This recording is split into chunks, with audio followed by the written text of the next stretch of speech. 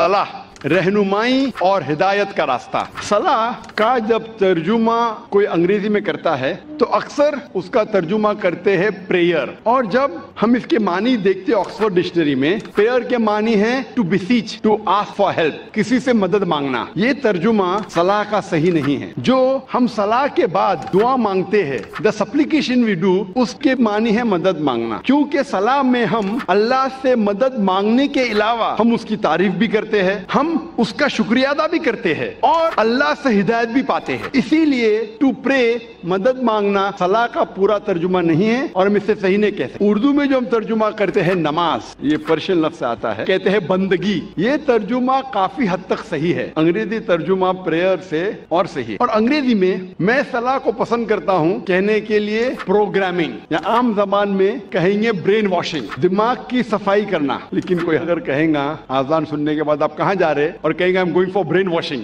मैं दिमाग की सफाई करने के लिए जा रहा हूं, तो अजीब लगता है। तो क्या अंग्रेजी में कहेगा कि मैं प्रेयर के लिए जा रहा हूं, मुझे कोई हर्ज नहीं है। लेकिन ये कहना चाहता हूं, प्रेयर जो अंग्रेजी लफ्ज है वो सलाह का सही तर्जुमा नहीं है। मैं पसंद करता हूं कहने के लिए प्रोग्रामिंग टुवर्ड्स राइचियसनेस, या सलाह रहनुमाई और हिदायत का रास्ता है। जब भी हम ये लफ्ज प्रोग्रामिंग सुनते हैं, फौरन हमारे दिमाग में कंप्यूटर आ जाता है। अगर आप मुझे इजाजत देंगे कि मैं इंसान को एक मशीन कहूं, तो मुझे ये कहना पड़ेगा कि इंसान दुनिया की सबसे बेहतरीन मशीन है, इंसान दुनिया की सबसे बेहतरीन कंप्यूटर है।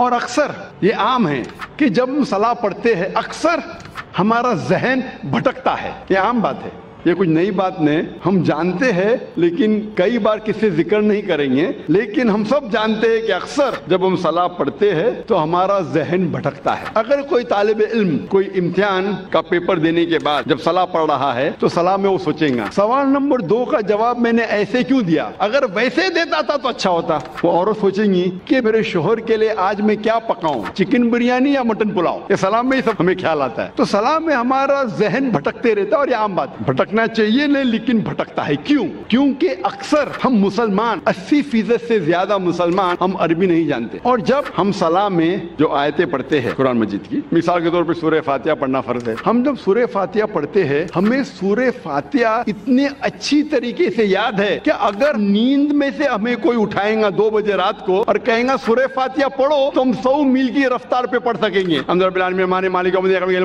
क्योंकि हमारा जहन जो अल्लाह सुब्हाना तआला ने हमें दिया है वो इतना पावरफुल है कि ये सूरह फातिहा हमारे ज़हन का एकदम छोटा सा हिस्सा इस्तेमाल होता है, बाकी हमारा ज़हन खाली है। An empty brain is a devil's workshop। ये अंग्रेजी में कहावत है कि खाली दिमाग शैतान का कारखाना है, और साइंटिफिकली हमारा दिमाग खाली कभी रह ही नहीं सकता। ये साइंस के तो क्या करता है, दिमाग भटकता है।